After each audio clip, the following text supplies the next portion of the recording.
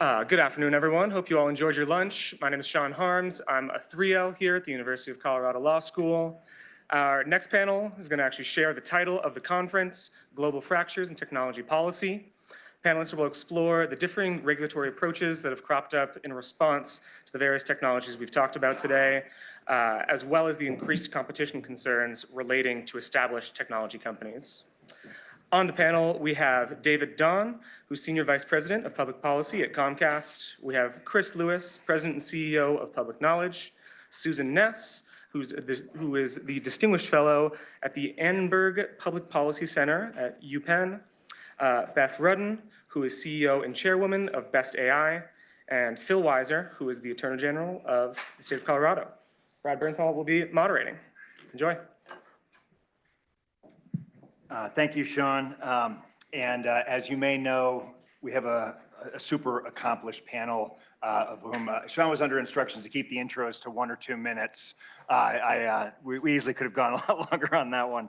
We're going to do this discussion in 3 parts. The first is going to be fractures from a perspective that was discussed earlier, and that is in lieu of comprehensive federal legislation in certain areas, what does it look like in terms of the states stepping in to conduct technology policy? Second, we'll turn to the international dimension, and I'm going to ask former Commissioner Ness to talk a little bit about an idea that is under the umbrella of modularity as a path forward there. And then third, we'll return to a topic that came up this morning, in particular, the tensions between opacity and transparency, especially as it relates to artificial intelligence. So that's where we are going for this panel. To get things started, Phil, I'm going to turn to you first. To the extent that the federal government's policymaking apparatus is broken, hopefully not forever, but in some respects, can state governments pick up the slack with respect to develop technology policy frameworks in areas ranging from privacy to AI to the impact of social media on kids' mental health? I don't think it's a question. Our federal legislative branch is broken. It reminds me of the Jack Nicklaus line in Mars Attacks, where he says at least 2 of the 3 branches of government are functioning. That is a descriptive statement right now. The idea that Congress would or could pass a law on AI, on the challenges of social media for young people, or on privacy feels aspirational. I say that because over a decade ago, 2012, I, along with others, had worked on a privacy bill of rights when President Obama was president. It had bipartisan popularity. He called for its enactment. 12 years later, we're awaiting such a law. Meanwhile, others are keeping track better than I am. 13 states have passed comprehensive data privacy laws. And if you think about what happened with data breach laws, we're now at 50 states. I believe we'll get to a place of 50 states passing a data privacy law before we get a federal law, which is what economists would call, I'm looking at Jim Allman here, a second best world.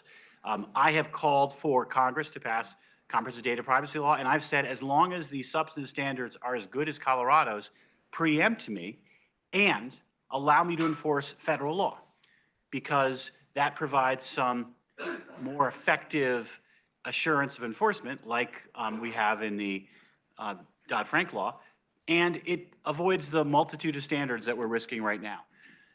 Your question was, can states and other actors pick up the slack? And my answer is imperfectly. It's not as good a solution to have all these states having to act independently, albeit cooperatively, when you know you could have a federal action.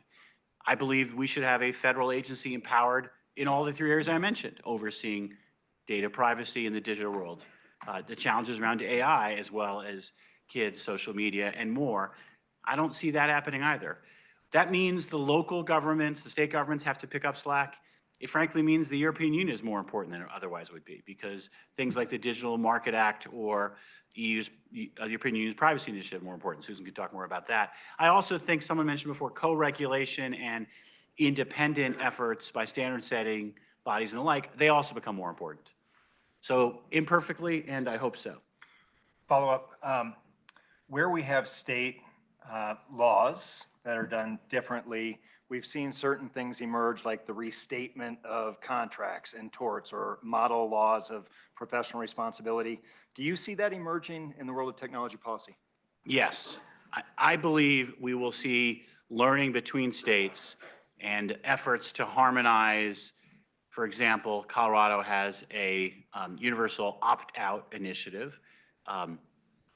The pronunciation is open to debate, but we could call it an OM in honor of Paul Ohm. It is the sort of measure I hope does become accepted across the several states. Also, we recognize a need for what I'm going to call interoperability, which means even if we have different precise requirements, they have to be interoperable so that a company can follow all of them, and it's on us to make that as easy to do as possible. So I do think that harmonization is going to be part of what we have to take on, and I believe we are going to do just that. Let me loop in David from the Comcast perspective here, your communications provider across the states. How is it working out in terms of questions of interoperability, consistency from the perspective of a communications provider? So thank you, Brad, and I'll try not to be predictable. I think most people here think they already know where Comcast is. So thanks for having me, first of all, after sitting in the audience for 18 years or something, 15 years. You too one day can be up here sitting next to really smart people to make you look not as smart I as, just learned that I'm going to be a commissioner think next you year. are. I asked the questions and and then you're up there a year later. good news for me. So thank you for having me. So look, I think the whole discussion we're going to have today is fundamentally really about values and our values, right? And we could look at it the state values question, and of course we're going to look at it internationally. At the international level, do we want the Europeans or the Chinese values leading us? And at the state level, when you ask the question, do we want certain states leading this dialogue here? Because what happens is not these 50 laboratories, right? What you're going to get, first of all, is the state that goes first. We know California leads the way on a lot of these issues, and it's their values, often led by the tech industry, that drives where these issues come out later, because not everyone has someone like Phil who's as smart on these issues and can inject their own perspective here in Colorado. And so the question is, should California and some of these other states really be driving for the nation these outcomes? And not every state shares the same values. And we know in California there's a lot of deference, I should say, to the tech industry. So a lot in this room might like the net neutrality law that California did, led by the tech industry, but may not feel the same way when they write their AI laws by that same tech industry. And what ends up happening is these kind of things, they're not really little laboratories. A lot of lawyers in here, this uniquely American thing we have with 50 states and their own rights and their own attorneys general and their own governors are not really, doesn't really necessarily apply to a world where we have digital content moving across networks and across states, right? So what you get is inefficiencies, and you get certain states really dominating others, and that's the outcome. And you got to ask yourself, so that's the harm, I think, of this. So why is it that we need to fill this gap? Everyone agrees, we know why we're here, right? Congress is not acting. That's Phil's point. Everyone knows that. But do we really need to have 50 state privacy laws? Or can we let this continue to develop in the marketplace and see how it goes? There's no doubt Congress is not going to move quickly. But do we really need to fill the void? What is the problem we are trying to address? So, let's look at privacy, right? I would say there are harms in just the 12 or 13 privacy laws that we have right now, consumer harms. Who here is reading privacy statements anymore, right? You go to Airbnb's website, go to Comcast's website. We have a main privacy statement and then 12 different privacy statements. So no one's reading them. We're just all opting into them, right? And we're going to get into that with GDPR later. No one's really reading those policies when they're opting into some of those things. So the question is, what breach are we stepping into? And I get it. This room, we're talking a lot about all these risks, these potential harms. And there are clearly going to be examples, that debate got into it a bit. How much can we tolerate of dislocation so that we can continue to have the market develop? Because the optimal outcome, even Phil just said, it is a national framework. But in that void, do we really need states filling that? And what are the harms of that? And I think there's a lot of harms. And I wouldn't, before I give up the mic, let me bring an example up in here. So I mentioned all the privacy regulations that we have. And imagine, I don't know how AI is going to work. Are you going to geo-fence? We already geo-fence between content a website might have in the US and in the UK or Europe. Are we going to start geo-fencing content in the US between states? Makes no sense. We're going to lose all the efficiencies and what makes this country great. But I look at an example that predates most of us here, and it's cable franchising. That is a model that was inherently a local model, right? It is private rights of way, and it is negotiation city by city that the cable industry engaged in up until the mid-'80s. And that was a model that was highly inefficient in a core local activity, not like some of these digital services we're talking about, which we all agree do not respect state boundaries. But eventually what happened is the deployment of this vital service, which we now know as broadband, and back then was cable service, was inefficiently done at the local and state level. And Congress created, eventually over many years, a broadband or a national framework that led to the broad deployment of the service that now are the largest broadband networks in our country. So what I want to remind folks is, I get it. No one is going to say, and I'm not going to say Congress is working well, and that wouldn't be the ideal outcome. But to have states step into these places now are actually more harmful than good, and really just confusing consumers and not delivering optimal outcomes. Chris, let me pick up on a word that David just used, which is values, that can be encrusted in rulemakings and laws. From the perspective of public knowledge and a public interest organization, what does state activity in this area look like from your vantage point? And does it favor, disfavor your idea of how civil society should be at the table? Yeah, actually, I love when I get to agree with David, because we don't always agree on every issue. We have differing opinions on the California net neutrality bill, for example, or law. But at its core, I agree with him because of the importance of the public interest voice.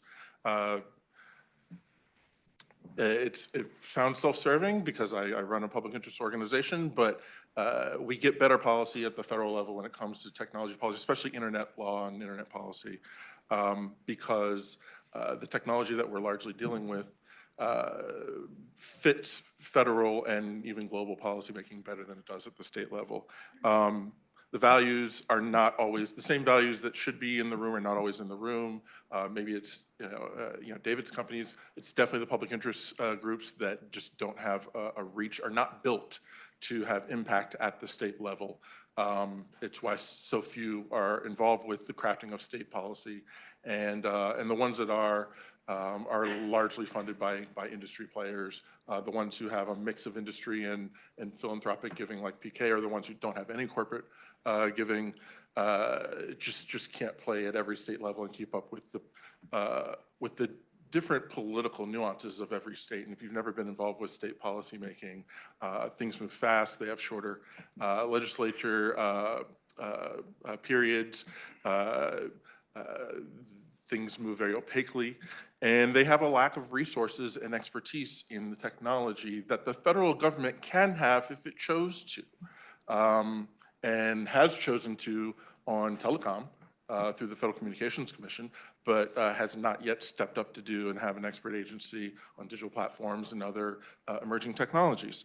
So all of that leads to what some people, like David was describing, as could be one-sided policymaking that doesn't balance the values at stake.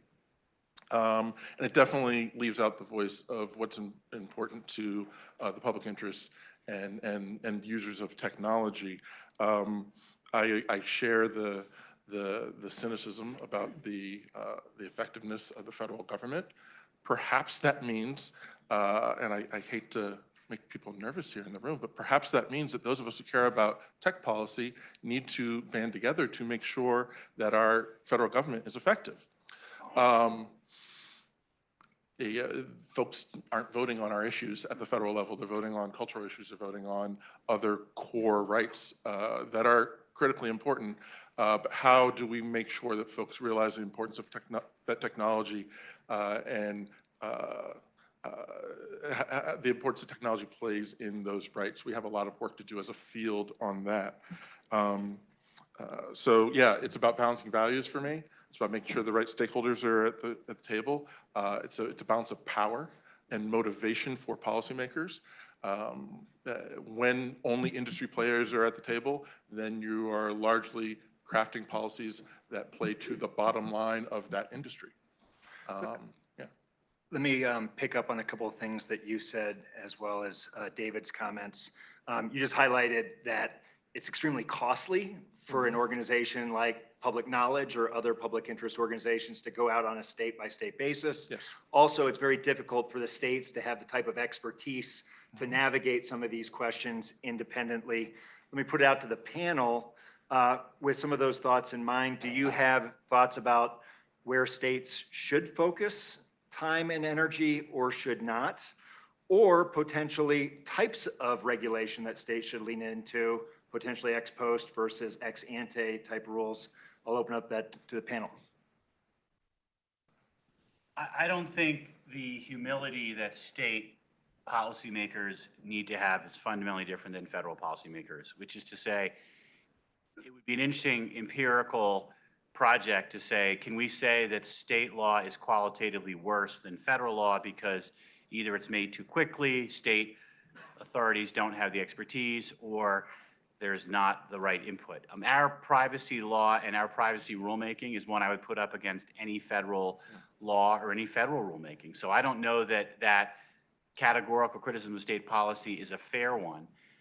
I think the painful reality is we don't have a functional federal government. I appreciate your call to help work on that, Chris, but the dynamics that is rendering our federal government dysfunctional is an extreme polarization dynamic that is crippling Washington. You can just watch that as even passing a budget has become a Herculean task. So the reality is where we are is with states, and what I would give a corollary to Chris's statement, where I thought you were going to initially go, we need to focus on states to help make sure they can operate effectively dealing with issues like the ones I mentioned. And I'll tell you, I've worked at the federal government, I've worked at the state government. I think there's huge advantages to the state government. I think it's underappreciated, particularly by people who tend to live in the federal bubble. Can I push back? The privacy policymaking effort over the last decade is a prime example of how slow the states are moving. We have, maybe 20, I've lost count, but Sean knows better than me. We don't have 50 states with privacy laws. Some are better than others. Some are quite weak. And the vast majority of them aren't keeping up with what most privacy advocates are asking for, and which Congress was actually actively debating in 2022, which is a comprehensive privacy law that had strong civil rights protections in it, focused on data minimization rather than notice and choice, which everyone has heard and on the stage many times. People don't read those policies. David just alluded to it. Really an upgrade in the expectations of privacy protections that unfortunately didn't pass Congress, but we're not seeing in any of the state legislation. Being an engineer that has actually remediated over 2,000 applications for GDPR, if we have statewide policies for privacy, none of them will be effective. It will make it so difficult to be able to get anything through. We're not going to be able to have any innovation in technology, nor innovation in our government and our policy, which is where we really need to see it. Bill, this speaks to the inefficiency that I think David raised. Any thoughts about ways to minimize that type of inefficiency or suffocation? I do think if every state just enacted Colorado's privacy law,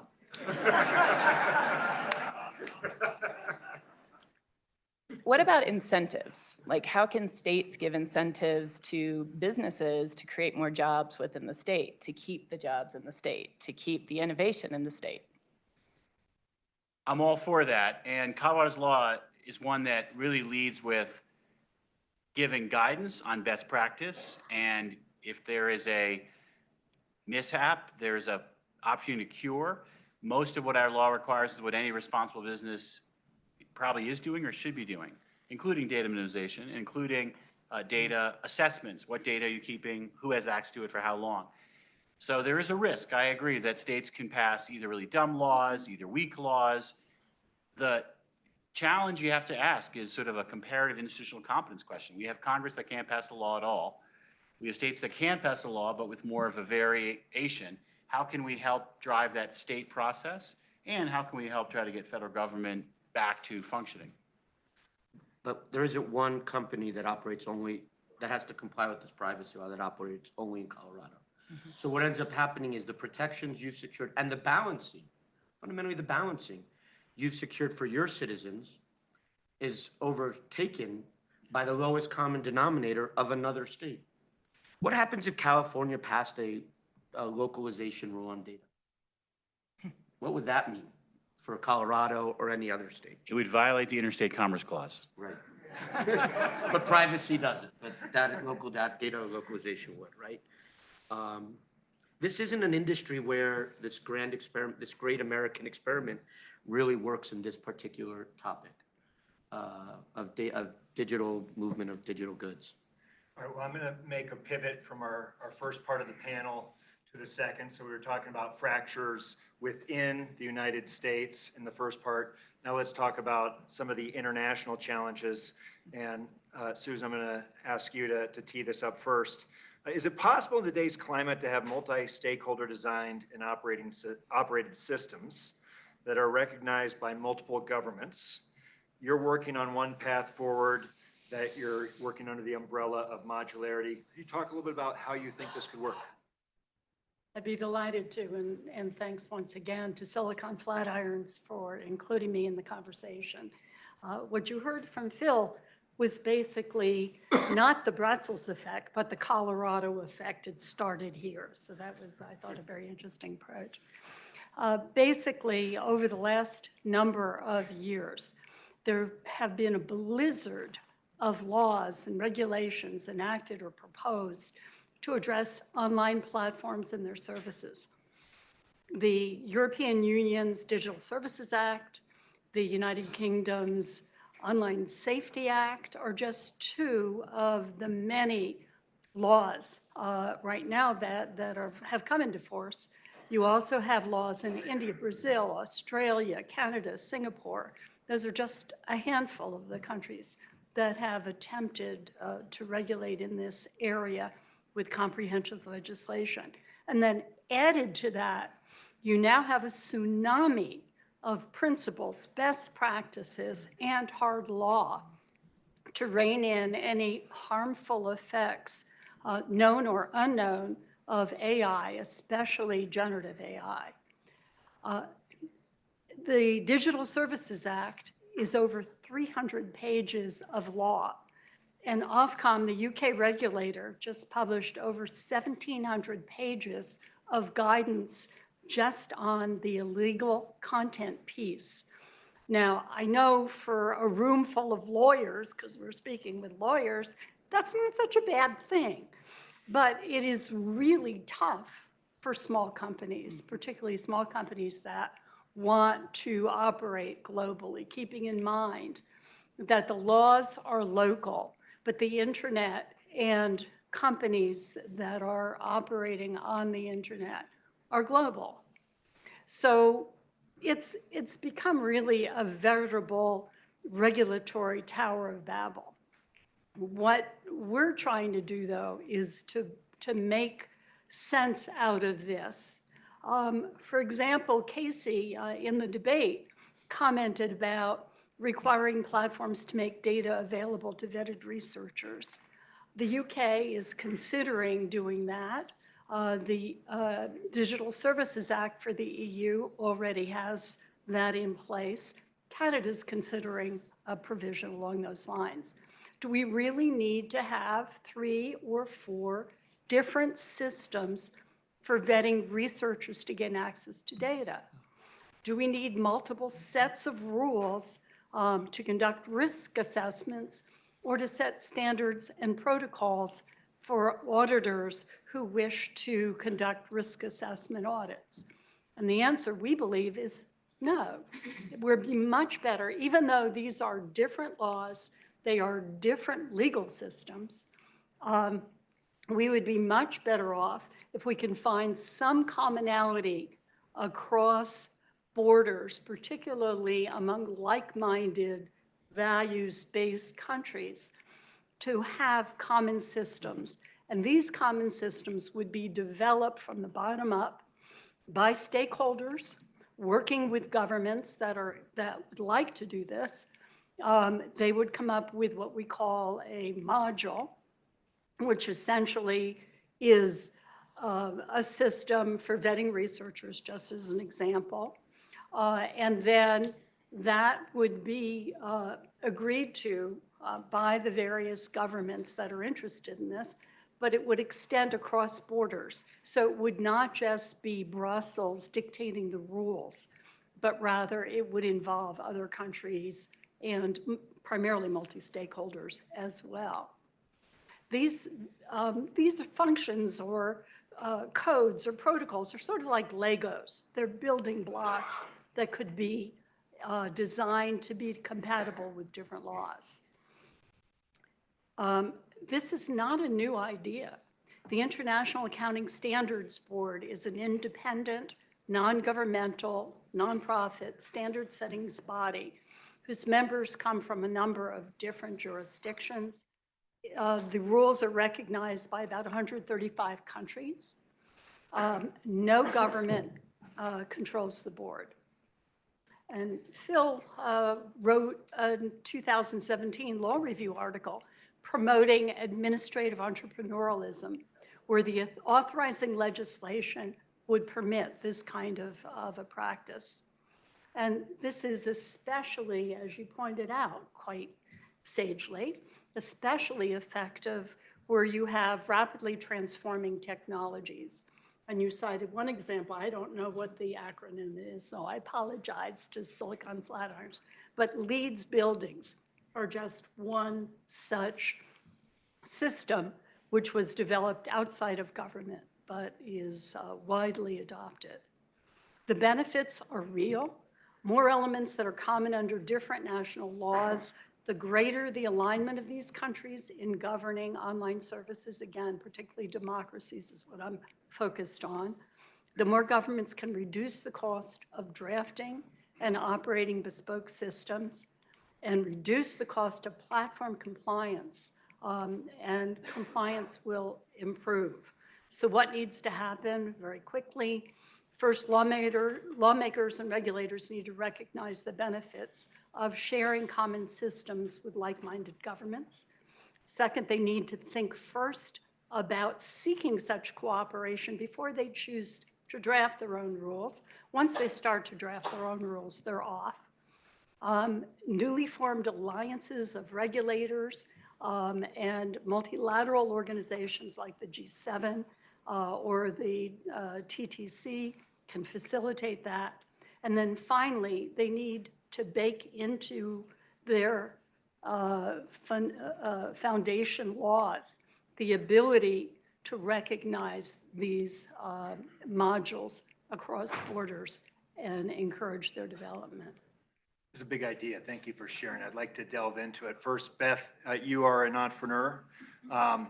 Susan said that one of the benefits, ideally, is that this will allow for new businesses to be able to navigate multiple jurisdictions. What reactions do you have to the proposal? I was talking to Susan earlier. I really like the idea of modularity. I do have a little bit of a different perspective on the idea of transparency for a lot of these systems. China's kicking our ass on execution with AI because they have a central authority where you cannot build an AI system without disclosing the data that you used and the models that you're using. That leads to a wider question of, and if we talk about what problem are we solving, whose interests are we solving, and I look at it as economic stability. What if all of these AI companies and these models are not worth the valuations that the economic systems have placed on them today? What do we do? And I would ask if we could please start to ask the engineers to provide proof of their work, test, retest reliability, make sure that these systems have safety standards. If we look at it as a proxy of the automobile industry, we all agree that there are rules to the road. And frankly, some oversight has got to be put in because people aren't even thinking about cradle to grave implementations of software that has huge implication if the not so good software falls into the wrong hands. So Susan, there's nothing that warms my heart more than knowing someone read an article I wrote. So thank you for that. Was your reaction, did I write that? No, I thought that was a ChatGPT summary. Yeah, exactly. 2017. In that article, I talk about something that I've learned a lot from Dale Hatfield about, which is a trusted intermediary.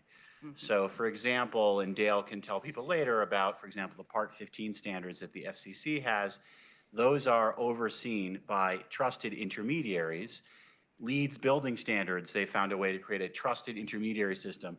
We talked about this universal opt-out for Colorado's privacy law. We're looking for trusted intermediaries. I think that gets to what Beth is saying in AI, and I agree. AI is 100% a huge, big challenge. Looking forward to getting a chance to visit with Alan Davidson in a bit about that. What we wrote in State AG comments to the NTIA on this is, how do you create some system for trusted intermediaries to do AI assessments of the kind you're talking about? Because as AI becomes more a part of our lives, who's watching, who's creating some form of validation, and who's ensuring that something has credibility to it versus something that may actually be quite risky.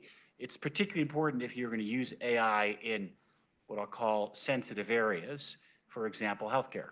Right? You're using AI in healthcare to help diagnose people. Who's conducting any form of assessment? Who's making sure there's relevant disclosures? We're going to have to face these issues, and I do think it's going to test our system of governance, because 100% it'd be best if we can have a federal government up to this challenge. China has a huge advantage. I'm not saying I want to live under their system, but it's functioning. It's functional. It can do stuff. It can move quickly. We don't have that luxury right now. Susan, I'd like to hear a little bit more about which stakeholders you'd envision coming together to work on a module. And of the ideal set of stakeholders who would need to be part of that discussion, who do you think currently has incentive to be at the table, and who would be more challenging to bring into that discussion? Well, it will depend, obviously, on what that module is designed to do. If we're talking about giving researchers access to data and coming up with a vetting process, that could be across borders.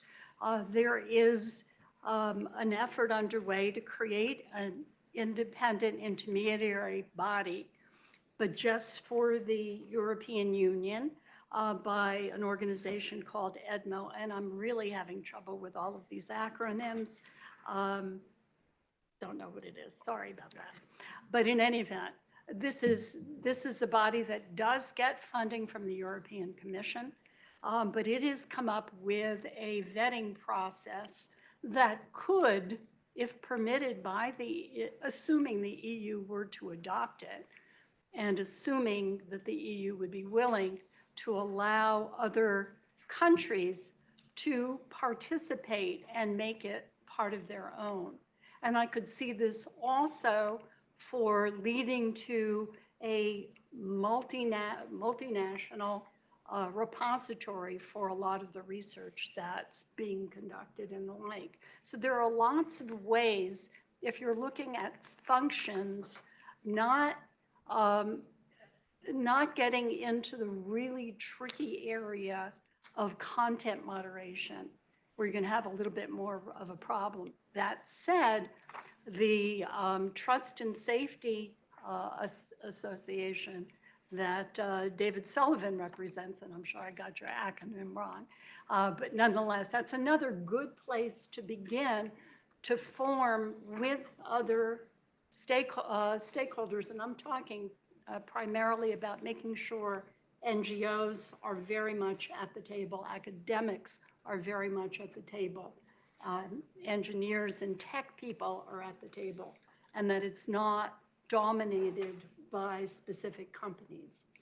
So you need to have that mix, that blend, And if you're doing it across borders, you need to make sure that you have representatives from those different countries participating. Thank you. David, Chris, any comments on this? I agree with Susan.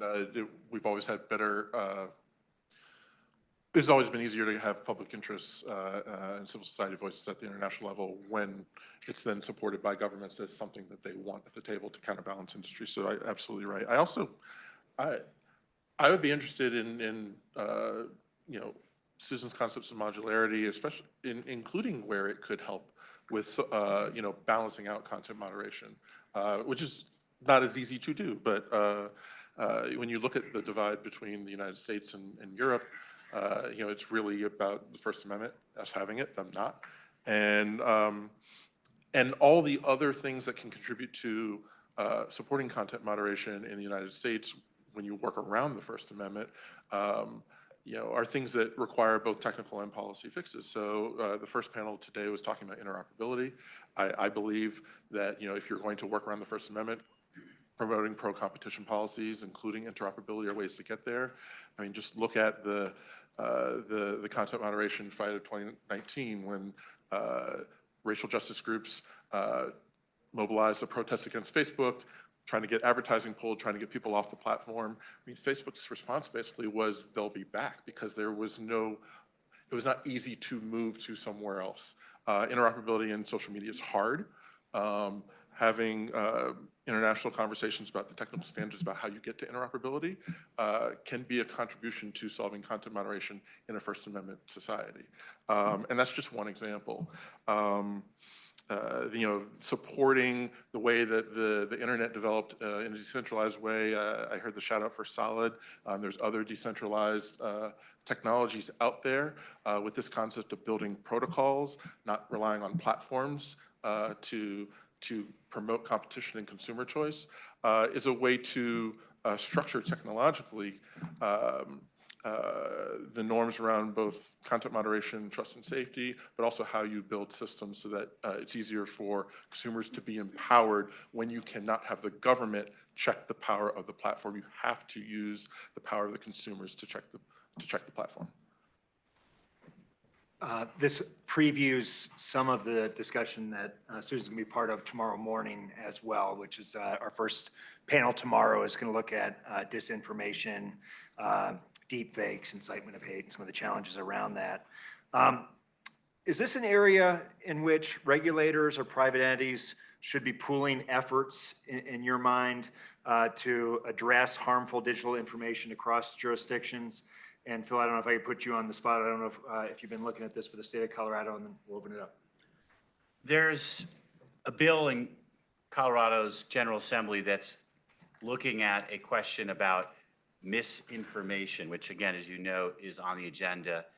The attention here is worthy. We're already in a low trust environment today before the transformation of AI is going to make it very difficult to know what's real, what's not. And this is going to stress the system in lots of ways. We talked about the assessment. People have talked about trying to watermark content so you can have some way of validating what's real, what's not. Also, it's very important as a matter of civic education that people need to learn. You can't trust what you think you're seeing, and you have to find a way to validate it. And that kind of learned skepticism is going to become core to civic literacy in the 21st century.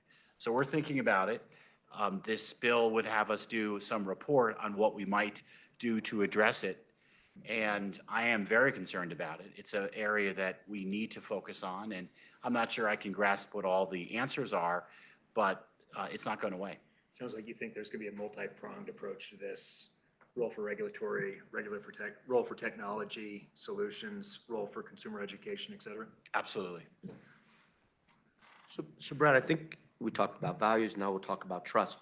If there isn't trust in these systems, the market probably will act and they won't be as robust and adopted as they could be. Your question goes to, how do we get that trust? Can the government come in and deliver the rules that will have people trusting these new technologies? And I'm not so sure the government gets it right. It moves slowly. There are limitations like First Amendment when you talk about some of the misinformation. So I'm not confident the government is going to be the one that's going to be able to ensure the trust that the consumers are going to need in order to adopt these technologies as fully as we should and could. So that's an opportunity for these trusted intermediaries, right? As this scales from individual companies to starting to need interconnectivity and the concepts like that we all know about from telecom networks, there's going to need to be probably a public-private partnership or where you bring in civil society and government society, government officials, because that's the only way. If you rely solely on the government, it just moves too slow. It's not even moving now. What's the premise of this whole thing is that it can't even move at all right now, right? The FCC was tied 2-2 for 3 years and was very much, they did a lot. I know the talking point, they did a lot, but they were hamstrung on difficult issues, shall we say. So no, the private sector, the civil society is going to have to come up with these trust mechanisms that allow these companies to work together and ensure that consumers are confident in what they're seeing, what they're doing. I would argue that the technology is absolutely capable of showing its work, of showing evidence for what prediction or what source was used for what prediction. It's just harder.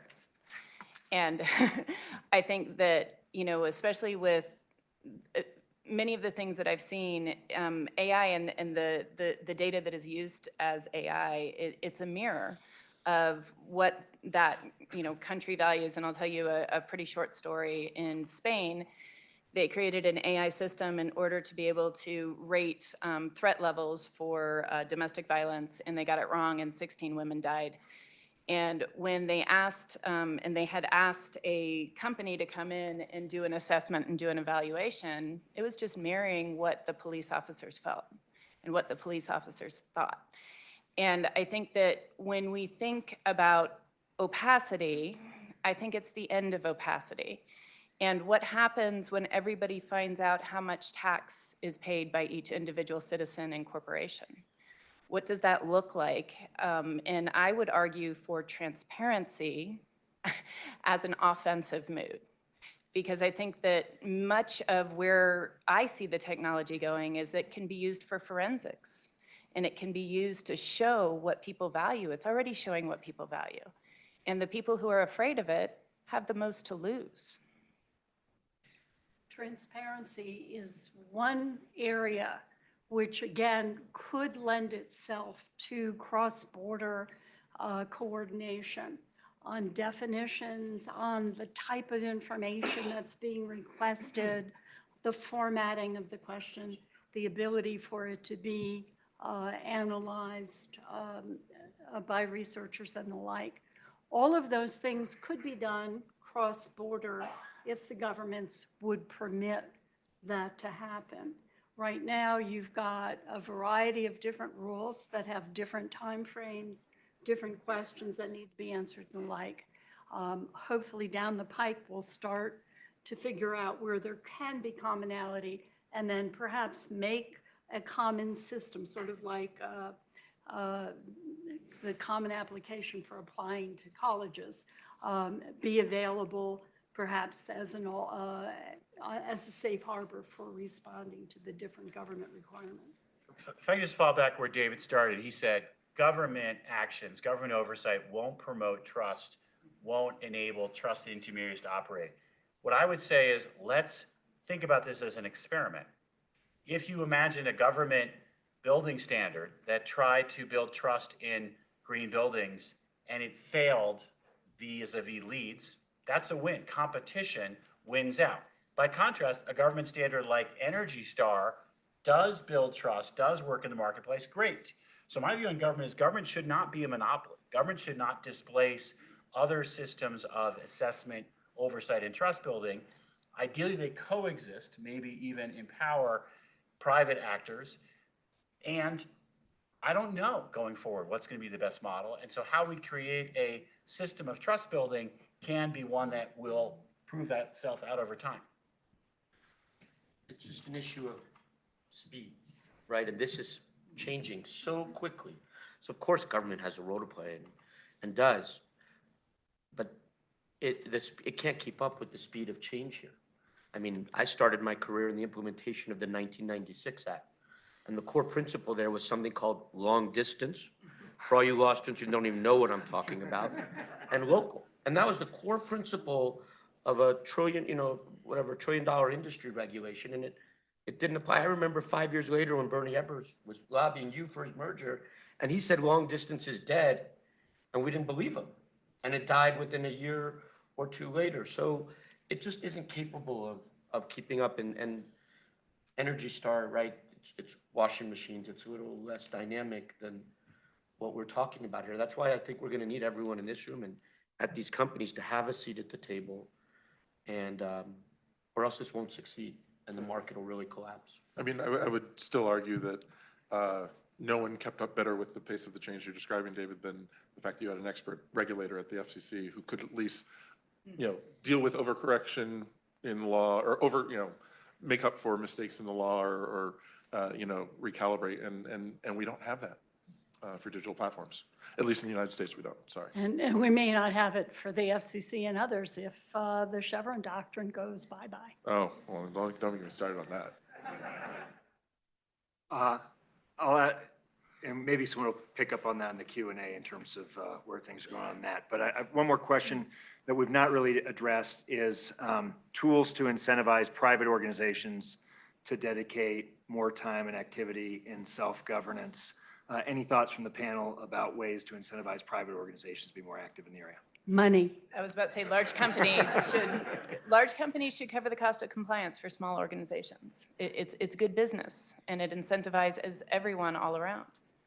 But a lot of NGOs who work in this space cannot take money from corporations. So we have to find a better way of funding their participation in all of these activities. There are they're phenomenal organizations, but they are stretched so thin, particularly when you start to look globally at everything that's going on right now, where regulation of the internet is going with the UN and a whole bunch of other things coming up, support for the Internet Governance Forum, for example, which may or may not see its support evaporate in the next 2 years. These are the kinds of things that a lot of NGOs and very dedicated individuals are focused on, but they have no money. It's also market making in consumers. I've been asked if somebody could have my software without the ethics, please. I would say government threatening to act, Is a good leaving motivator. space for these intermediary actors, and then government articulating norms or expectations, such as some of the ones talked about here, process-wise. And so, I don't know if Commissioner Gomez is here, but that is a powerful stick that has been used before. Michael Powell, for example, on this stage 20 years ago, talked about freedoms for internet policy that was a precursor to net neutrality, but had a powerful effect of saying to the industry, we're watching, you need to get your act together or we're gonna do more than just watch. Yeah, and we're at the very beginning of that right now. The word on the street is that NTIA is going to be doing a whole proceeding on looking at open source AI, and there's an opportunity to talk about standards there, and is it possible, and what should it look like? The executive order, on AI came out, and we've now got NAIR and the National AI Research. I always forget what the second R is for, but NAIR is out there bringing folks together, including researchers, to study this in a way that can lead to the sort of nudging in standards or even regulations down the road. So, The idea of regulation by raised eyebrow. yeah. Going back to where we started, does the inability to get comprehensive legislation done and meaningful activity, does that diminish in your estimation legislation by raised eyebrow? I want to go back to Chris's point. I know he said it offhandedly, but I do believe this question about the viability of the Chevron doctrine is incredibly important right now.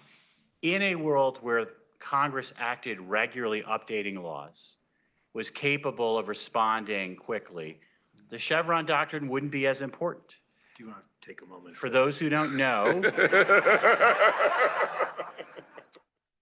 Chevron is a case that says where a law that was passed is capable of multiple possible meanings, we are going to defer to the expert agency as long as they act by appropriate notice and comment rulemaking.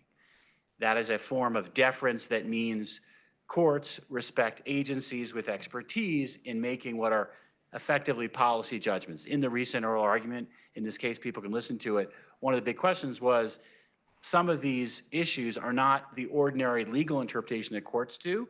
They're often like, the FCC should adopt a system to ensure reasonable and non-harmful attachments to the network. And then that's developed through a set of rules. To have courts second guess those rules will undermine the ability of agencies to act. It also undermines the agencies to use the raised eyebrow in lieu of action. So I do think we are in the precipice of doing something as a nation, through the Supreme Court, that is going to make it harder for us to govern ourselves. So,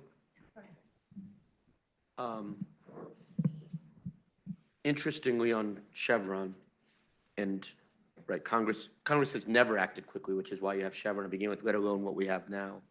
And what you see on the Chevron debate is just really reflective of our distrust now of agencies as much as anything else. But, you know, it is Chevron that leads to the net neutrality problem we have now, which is every 4 years you have an election, you have a new FCC chair who has the deference to rewrite the net neutrality rules. So I'm not, and I'm, you know, I see the tremendous value of Chevron, but it's not imperfect, right? It's not perfect. And we've lived through it in this room, through this net neutrality debate for 15 years, because our regulatory agencies now aren't actually doing much better than our Congress by and large. And that is a problem. And that, I think, is what you see reflected why people are willing to revisit that deference to the agencies because of, and you know, what's going on, not just at the FCC, of course, but in a lot of agencies. Nothing is ever set, is apparently what we're allowed, what we're interpreting from the most recent Chevron cases around net neutrality. And that's a problem. You can't run a business not knowing what the laws are going to be 2 years from now. And it's a problem. Now, I'm not saying repealing Chevron is the answer at all, but what's going on at agencies right now isn't ideal either. The net neutrality problem is not because of Chevron. The net neutrality problem is because of Congress. I thought you were going to say Comcast. No. I didn't know. I heard "ca," and I was like, oh no, he's going to say Comcast. For those who don't know, there is a story there, by the way. You can look it up. Love it. It's not because of Chevron. Chevron allowed the agency to, I hate to make a net neutrality panel.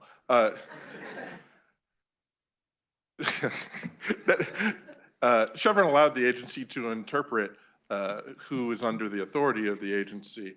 By all accounts, including, I believe, your company, David, everyone agrees with core net neutrality protections. Right. The concerns are about what happens when you give the authority agency over broadband and the other protections that may come with it. So Congress not weighing in on that rather than, you know, and Congress not being able to weigh in on that because even if there's broad agreement on net neutrality protections writ large, is really the problem, not Chevron in my view. But anyway, sorry. All right, we're going to turn to the audience, and I suspect you never get tired of hearing this is the Weiser rule, that the first question goes to a student. I think Paul Ohm named it as such, so I resemble that remark. All right, so we have Phil Weiser here to enforce the Weiser rule. Does a student have a question? Let's start over there. Thank you. This was an interesting panel. So my first question, my question is directed towards Professor Ness. So in regards to this modularity, aspect of governance, what would happen, if maybe there were, two different states, where certain stakeholders, had, different ideas about how to approach, how to approach the regulation aspect of some technology, how would that, play out when trying to reconcile those two different modules? I haven't really thought about that in terms of US policy and states. In terms of international, you would be working with the regulators from the different countries and have them agree informally on a group that, perhaps they have a competition to come up with the best policy, or maybe they select an NGO or a group of experts to come up with a module, as we were describing, for vetting researchers to gain access. Those plans are already very deep in development, so we're not starting from scratch. And the nice thing about it is they can accept it. The different governments would say, yes, go ahead and do that, but it would have sunset provisions so that if it's not working out, they can say we're no longer going to be doing that system. Or they can say things are changing, you need to adapt to what the marketplace is doing, and you've got a better shot at having a multi-stakeholder group adapt than you do if you have a regulation in place. GDPR, and I'm sorry on acronyms, but that's the privacy rule that the EU enacted. A lot of people admit in the EU that there are huge problems with it, but nobody wants to go back and try to revise it to make it better. And that's a real problem when you have regulation. Thank you. Let's start over here this time and work our way. We'll go to Mike first. Mike? It seems even if Chevron survives, it'll be narrowed, and you wind up with the feds being getting back to Phil's remark about institutional competence. You wind up with no competent institutions left, and so you do wind up going back to the states. But the states need not act completely independently. There is the National Conference on Commissioners of Uniform State Law, now I guess called the Uniform Law Commission. Can those guys stand up and help us do kind of a uniform state policy the way they have in so many other areas, or is that just not going to work either? I do believe that nature abhors a vacuum. And to your point, I do think the result of taking away the Chevron deference from the FCC is going to limit the FCC's effectiveness. We've already talked about Congress. That's going to create more of a need for states, and states need that form of help. So I do think those efforts are significant. And as you all think about where to put different energy, for example, on AI, one thing I've said to Alan Davidson, will come up again this afternoon, is the federal government can try to do that for the states. One of the roles the federal government can say is, here's model legislation that states can do. We wish we could pass it to the federal government. We can't. You can't. Let's go here. Bast, you back 2 rows. There you go. Thanks. I have a question for any of the panelists who would like to answer it. There's been a lot of discussion on this panel about the benefit of public-private partnerships to address technology issues. The FCC is in the process of reconstituting their premier advisory committee on this issue, the Communications Security, Reliability, and Interoperability Council. In fact, I think nominations were due last night, and I suspect at least a couple organizations on the panel may have submitted a nomination. So the chairwoman has signaled that she intends to have AI be part of the taskings to this advisory committee, recognizing that there are some limitations on how much of the tasking can be geared toward AI, because taskings need to be arguably connected to commission jurisdiction. If you had the opportunity to give Chairwoman Rosen-Worcel your ideas on how to task CSRIC for the next 2 years with AI and other tech issues, what would you tell her?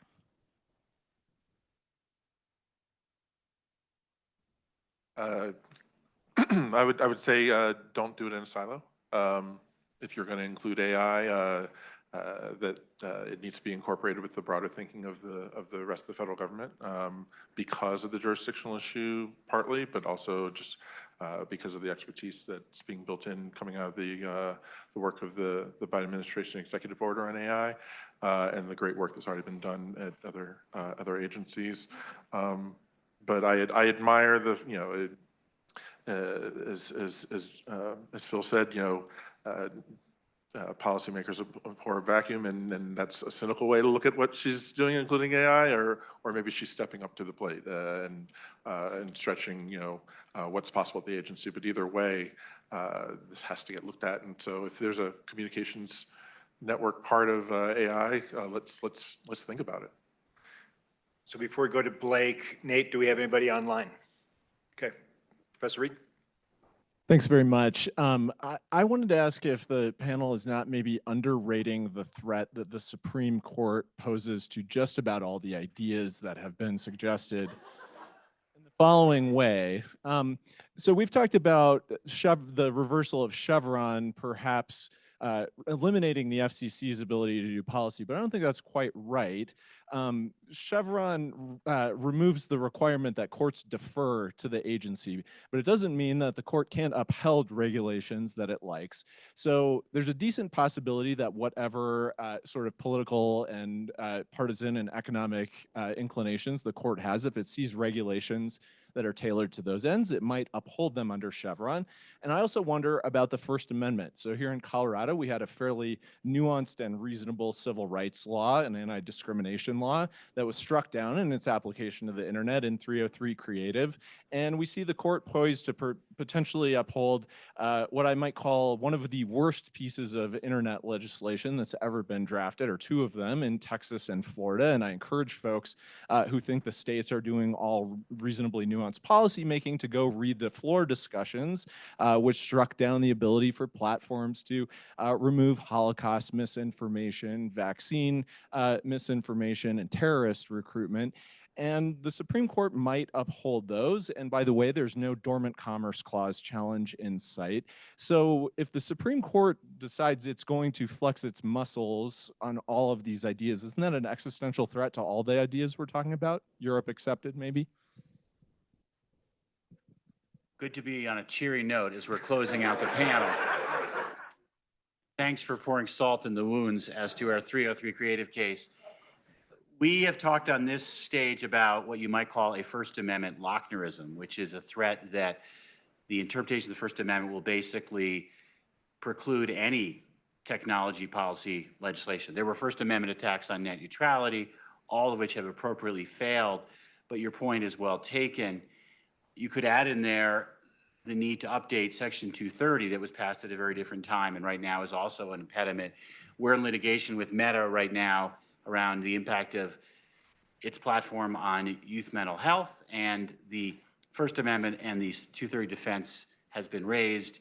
We believe the case is meritorious and will not be barred by those defenses, but you're not wrong to say the Supreme Court could take a very expansive view of the First Amendment that could preclude any regulatory oversight here.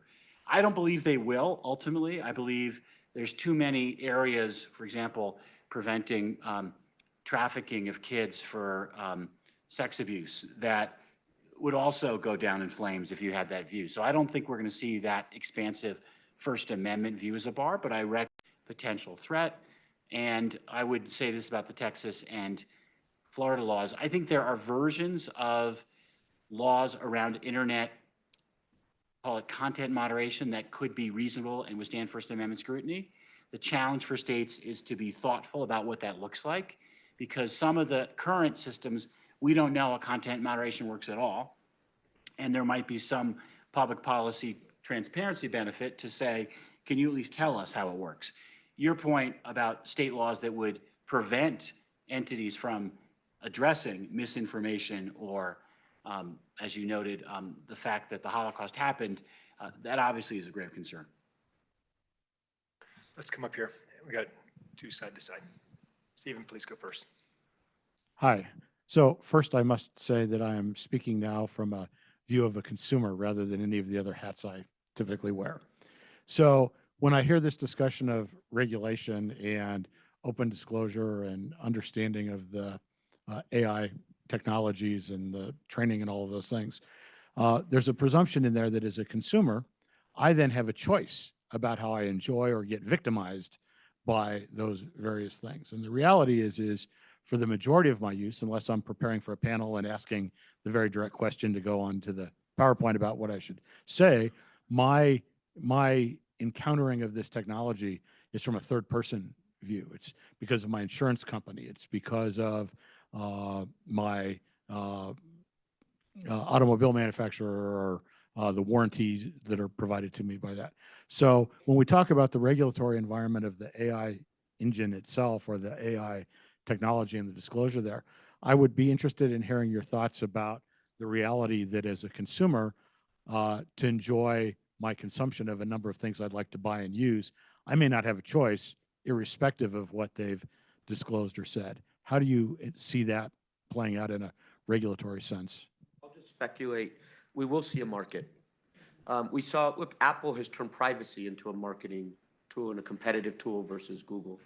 And so presumably your insurance company may one day disclose how it's using this technology, and you may choose to use that one or a different one. So eventually, as this becomes more in the bloodstream of everyday folks, we might see companies start distinguishing how they do it and then compete on that in the marketplace. I agree. We're early in the game here, and this is why studies of open source AI and even potentially public AI systems that promote competition and create those alternatives are incredibly important. The best regulation is independent thinkers. We have to have consumers that are much, much more aware of everything that's going on and make sure that they have a choice. And one of the best models of technology policy I can point to is the FTC encouraging through regulation of raised eyebrow. Every internet business needs to post their privacy policy. That was the 1990s jawboning. And then once the policy is posted, which would be as to AI, here's how we use AI, state AGs can enforce that people have to do what they said they do. And if they do something different than they said, that's deceiving consumers, and that violates state consumer protection laws. As well as federal consumer protection laws. The Federal Trade Commission, if it could actually use its authority, does have the authority to address that. Last question. Yeah, hi. So the panel kind of talked about values in the beginning, and I kind of got stuck there for a second because I was thinking about what is America's values, especially as it relates to privacy.